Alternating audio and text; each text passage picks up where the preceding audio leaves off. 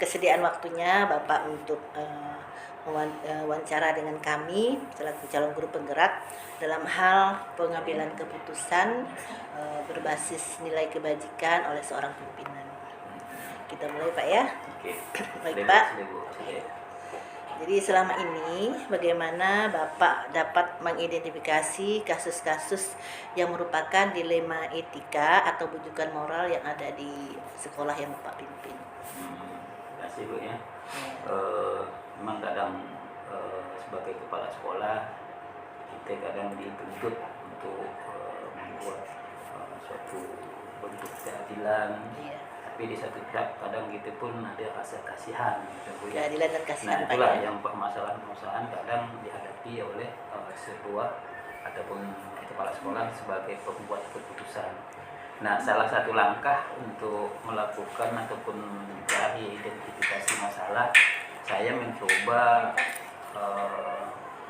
menggali informasi dari misalnya permasalahan sekolah tentang siswa gitu kan. Jadi kalau saya dipanggil waka kesiswaan, pembina OSIS dan waka-waka yang lain dalam bentuk rapat kecil gitu. Saya jadi menggali informasi lah, menanya langsung bagaimana istilahnya kondisi permasalahan yang dihadapi. Contohnya kasus siswa yang sering bolos, kemudian juga ada kasus-kasus tertentu, ya kan? Nah, sehingga didapatlah informasi-informasi yang relevan tentang permasalahan siswa tersebut. Jadi istilahnya kita minta informasi dari waka, kemudian dari dewan guru dalam bentuk rapat-rapat kecil. Jadi baik itu Pak ya. Langkah awal gitu. Iya. Oke. Boleh saya simpulkan Pak ya, jadi langkah untuk mengidentifikasi kasus ini Bapak melibatkan berbagai pihak ya Pak ya. Untuk kasus siswa ini melibatkan wali kelas, juga guru dan wakil kesiswaan tentunya Pak ya, untuk menggali informasi tentang siswa yang bersangkutan. Baik Pak, untuk selanjutnya untuk selama ini Pak, bagaimana Bapak menjalankan pengambilan keputusan di sekolah, terutama untuk kasus-kasus di mana ada dua kepentingan yang sama-sama benar atau sama-sama mengandung nilai kebajikan?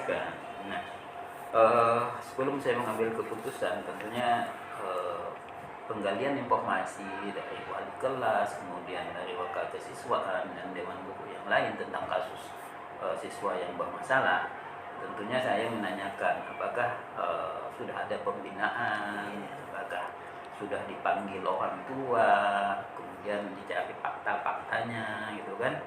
Nah, kalau sudah sampai ke batas jenjang pembinaan yang terakhir, misalnya sudah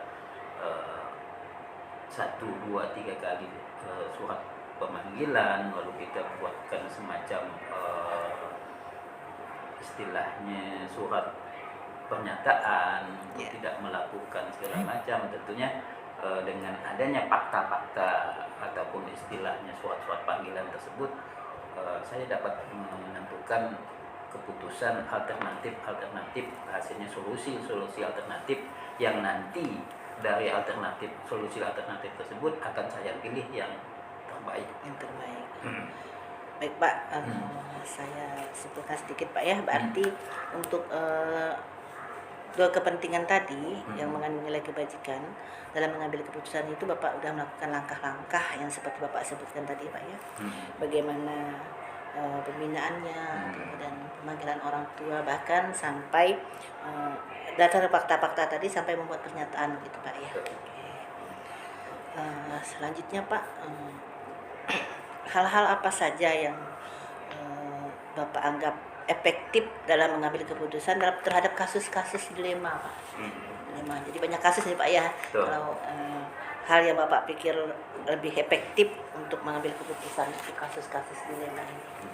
Jadi langkah-langkah yang paling efektif untuk mengambil suatu keputusan, memang saya menggali informasi lah tadilah langkah awal, kemudian mendapatkan fakta-fakta di lapangan dari baik dewan guru, baik wali kelas, maupun istilahnya yang lain-lain gitu kan. Jadi berdasarkan fakta-fakta tersebutlah saya bisa menentukan pilihan supaya nanti pilihan untuk suatu keputusan tersebut tidak terlalu melenceng lah. Artinya apakah saya harus putuskan dalam konteks karena permasalahan kalau tidak bisa kita ambil keputusan secepatnya itu akan berlarut-larut ya. Nah, jadi jalan efektifnya memang fakta-fakta di lapangan tadi itu harus sudah saya buat analisis, lalu kemudian akan saya tarik kesimpulan apakah saya harus membuat suatu keputusan yang terbaik. Ya, baik. Makasih Pak. Jadi kalau saya boleh simpulkan, jadi Pak yang langkah efektif dalam mengambil keputusan itu karena berdasarkan fakta-fakta ya Pak ya. Kemudian saya analisis gitu. Ya, fakta-fakta yang dianalisis. Selanjutnya Pak, apakah ada tantangan Pak dalam pengambilan keputusan untuk kasus-kasus dilema ini? Tantangan yang Bapak hadapi? Secara manusiawi Bu, kita kan punya dilema lah, punya konteks. Di satu pihak kita untuk menegakkan rasa keadilan berdasarkan aturan, tapi di satu pihak kita pun ada perasaan manusiawi, rasa kasihan. Konteksnya misalnya lah, kalau kasus siswa itu kan di satu pihak kita untuk menegakkan aturan yang siswa bersangkutan harus kita keluarkan misalnya kan, itu berdasarkan aturan karena memang sudah 3 kali pemanggilan, lalu sudah membuat pernyataan, orang tua sudah dipanggil, tapi istilahnya tetap melanggar aturan. Lalu di satu pihak kita pun kasihan, nanti dikhawatirkan kalau kita keluarkan yang bersangkutan lalu tidak lagi sekolah, gitu kan, lalu putus sekolah. Nah, itulah dilema ya, antara satu kepentingan kita untuk menegakkan keadilan berdasarkan peraturan, tapi di satu pihak kita masih punya hati nurani dengan belas kasihan. Jadi kalau saya simpulkan, tantangan itu lebih pada kita Pak ya, secara manusiawinya kita kan. Setelah keputusan kita ambil, kita memikirkan dampaknya lagi ya Pak ya. Kasihan gitu kan. Itu tantangan terbesar Pak ya dalam mengambil keputusan, antara harus keadilan atau peraturan. Di satu pihak kita berdasarkan aturan, di satu pihak kita berdasarkan kemanusiaannya.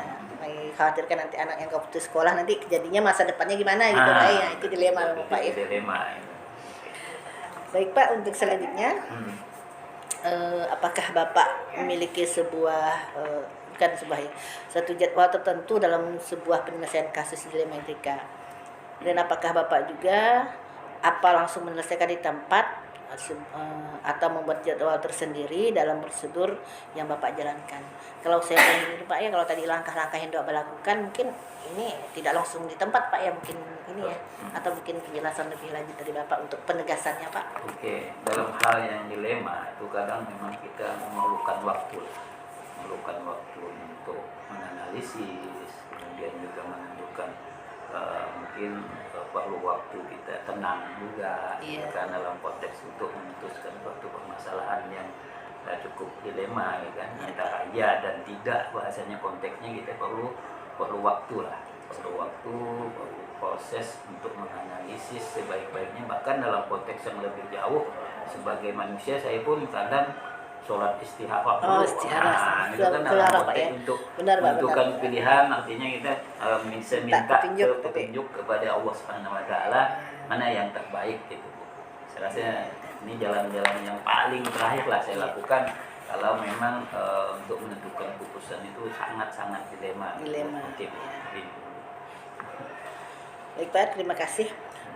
Untuk selanjutnya Pak, apakah adakah seseorang Pak ya, atau faktor-faktor yang selama ini mempermudah atau membantu Bapak dalam mengambil keputusan untuk kasus-kasus dilema ini Pak? Jadi dalam konteks untuk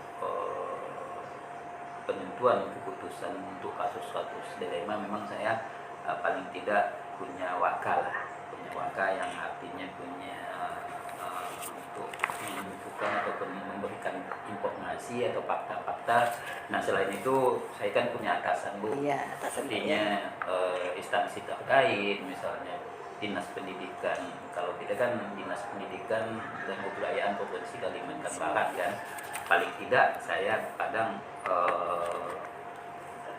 berhubungan lah ataupun istilah mengontak untuk menanyakan ataupun meminta ataupun berkoordinasi lah dengan pihak dinas terkait. Dan selain itu pun di sekolah itu kan ada pengawas pembina. Iya, pengawas pembina. Pengawas pembina. Jadi paling tidak saya pun berkoordinasi dengan pengawas pembina. Dan terakhir kadang diperlukan juga untuk mengkoordinasikan dengan pihak komite sekolah. Komite sekolah kalau memang sudah menyangkut siswa ataupun menyangkut kemasyarakatan untuk diambil suatu keputusan. Jadi saya tetap koordinasi dengan instansi terkait termasuk komite. Baik Pak, saya bisa berikan kesimpulan.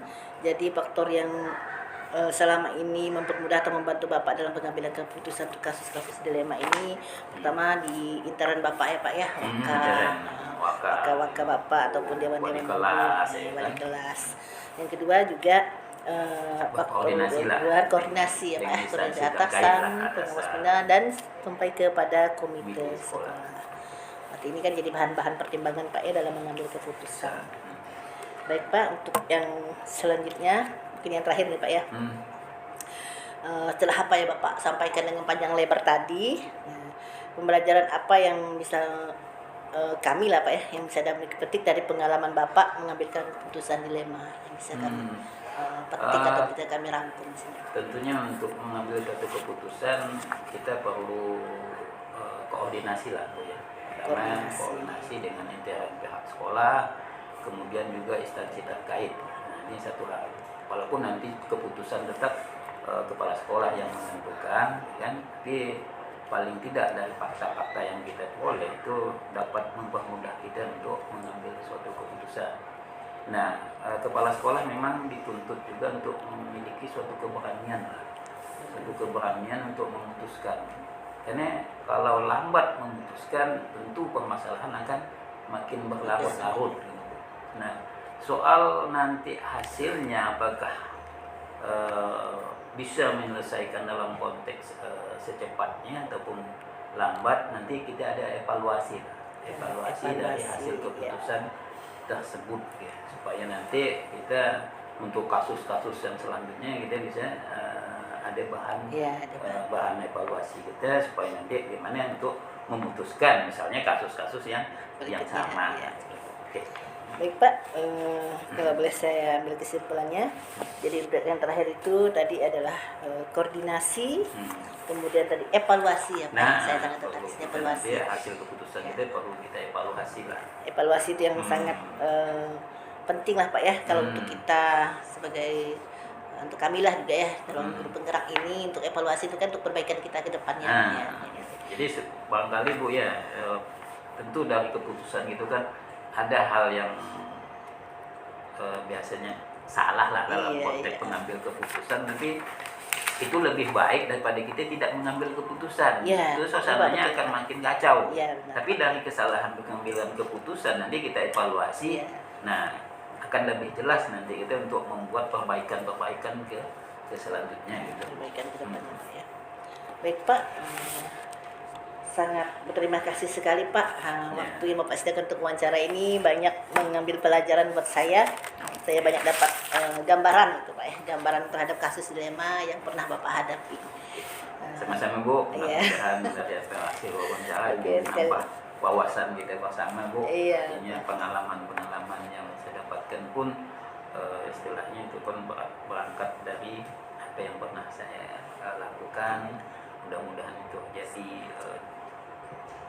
amal ibadah saya juga menyampaikan ilmu, bahasanya pengalaman ke berbagi ilmu lah. Iya, berbagi ilmu. Baik Pak, terima kasih sekali lagi Pak ya. Assalamualaikum warahmatullahi wabarakatuh. Mas Bu. Waalaikumsalam warahmatullahi wabarakatuh. Kasus siswa selesai. Anak kayaknya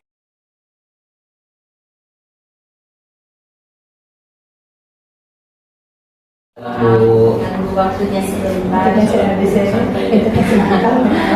Iya, perkenalkan saya Finawati, saya CGP Angkatan 5, berasal dari SMA Negeri 1 Pak.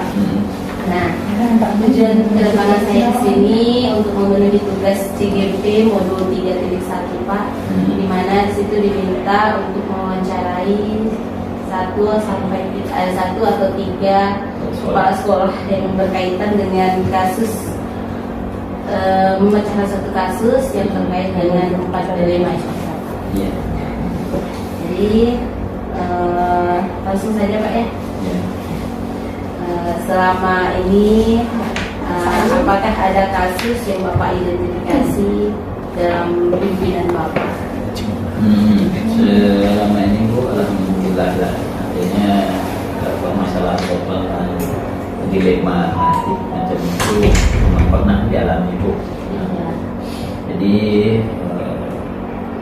kasus yang bermasalah memang sangat dilematik adalah di mana ada seorang guru yang istilahnya itu tidak taat aturan lah, soal masuk kerja, kemudian terlambat, sering bolos bahasanya Bu ya. Lalu di satu pihak yang beliau ini adalah guru yang sudah dikasih gitu. Itu hal dilema. Satu pihak harusnya profesional, lalu kenyataannya belum profesional. Nah, ini sangat dilema. Artinya kasus-kasus semacam inilah yang perlu saya ambil langkah-langkah untuk penyelesaiannya. Oh iya. Artinya di sini kasusnya tentang pembinaan seorang guru Pak ya. Pembinaan seorang guru yang tidak taat aturan. Harusnya dia profesional, tapi kenyataan di lapangan dia tidak profesional. Nah, bagaimana selama ini Bapak menjalankan atau mengambil keputusan dalam pembinaan kasus tersebut? Jadi untuk hal tersebut saya kan ada istilah pembinaan, kemudian ada absensi dari TU kan, kemudian ada jurnal di kelas-kelas kan. Jadi dengan langkah-langkah mengumpulkan informasi-informasi yang relevan dari fakta-fakta di lapangan dalam konteks masalah guru yang bersangkutan, sehingga hal tersebut dapat saya analisis dan kemudian untuk menarik suatu kesimpulan. Iya, berarti dari mengumpulkan data, mengumpulkan data kehadiran yang terkait dengan guru-guru tersebut. Nah, kalau saya boleh tahu, apa yang paling Bapak anggap efektif dalam mengatasi kasus tersebut, Pak? Jadi waktu itu kita kan ada dana tunjangan sertifikasi Bu. Jadi di satu pihak karena kita lihat rasa keadilan secara aturan untuk guru yang sertifikasikan harus profesional ajarnya kan. Artinya di satu pihak waktu itu dinas pun ada bahan untuk apakah ini layak untuk mendapatkan tunjangan sertifikasi ataupun tidak. Nah, tapi dalam konteks rasa keadilan kita memang perlu satu ketegasan lah, untuk menunjukkan bahwa yang bersangkutan ini sebenarnya tidak layak untuk mendapatkan sertifikasi gitu ya. Nah, tapi di satu pihak kita pun rasa kasihan karena tunjangannya nanti tidak dapat. Nah, karena kita sebagai pimpinan sudah menunjuk bahwa yang bersangkutan tidak layak untuk mendapatkan sertifikasi. Nah, ini yang perlu kita satu ketegasan lah. Di sini sudah masuk ke dalam tantangan Pak ya, tantangan dilema etikanya yang berkaitan dengan rasa keadilan dan rasa kasihan. Nah, kalau boleh saya tahu Pak, apakah ada jadwal-jadwal tertentu dalam sebuah penyelesaian kasus Bapak hadapi? Itu pasti harus kita lakukan Bu, karena untuk suatu proses satu penyelesaian pengambilan keputusan kita perlu waktu yang tenang, perlu juga kita koordinasi dengan instansi terkait. Dalam arti konteks ini kan kita ada dinas ataupun atasan kita, dinas pendidikan di provinsi, apakah itu kepala bidang, apakah nanti kepala dinas, kan jika ada juga pengawas pembina Bu. Kita perlu koordinasi dengan pengawas pembina untuk menentukan sikap tadi tentang pembinaan terhadap guru sertifikasi atau guru profesional tersebut. Nah, di saat itu kita juga ada pihak komite sebagai bahan kita untuk nanti ke masyarakat supaya tidak hancur keputusan-keputusan kita dianggap nanti kita tidak hadir ataupun istilahnya main-main ambil keputusan saja. Iya, berarti ada waktu lah Pak ya. Ada waktu. Diputuskan dengan secepat mungkin. Secepatnya atau di tempat itu juga. Itu kita perlu ada waktu untuk pembinaan, iya, ya kan? Betul. Dan waktu ini pun perlu waktu, artinya kita nggak bisa satu minggu, mungkin bisa waktunya tidak bisa ditentukan sampai batas titik akhir pembinaan Pak ya. Nah, selanjutnya Pak, adakah seorang atau faktor-faktor apa yang selama ini mempermudah atau membantu Bapak dalam mengambil keputusan tersebut?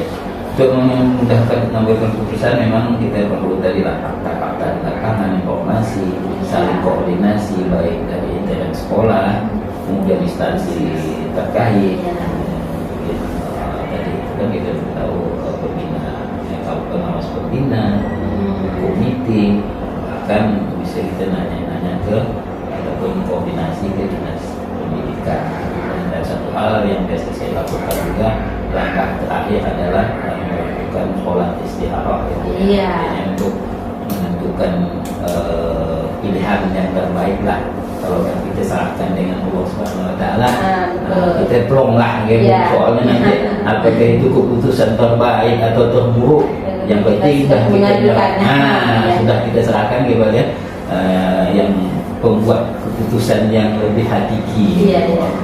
Benar Pak. Nah, jadi saya simpulkan bahwa adalah hal-hal yang membantu Bapak untuk mengambil keputusan tidak sendiri, dan ada dari data, dari instansi, dan terakhir sudah diajukan kepada Allah untuk benar atau salahnya keputusan yang Bapak ambil.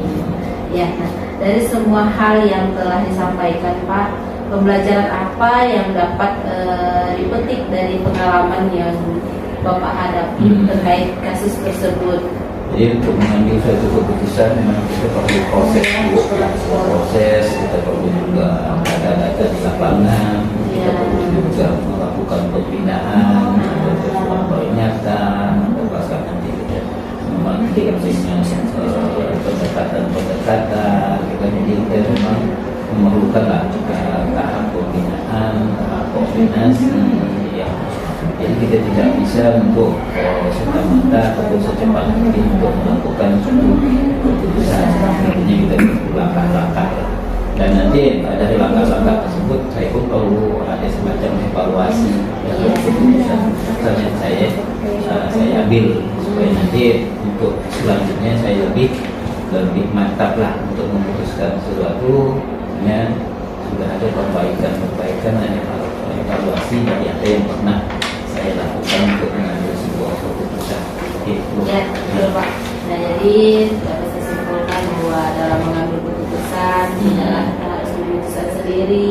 Adanya evaluasi, adanya pengamatan, yang dari kasus yang telah Bapak hadapi, nanti bisa mempermudah untuk kasus ke depan yang akan Bapak hadapi. Baik Pak, terima kasih atas waktu yang telah diberikan untuk saya memenuhi tugas ini. Saya akhiri. Assalamualaikum Pak warahmatullahi wabarakatuh. Waalaikumsalam warahmatullahi wabarakatuh.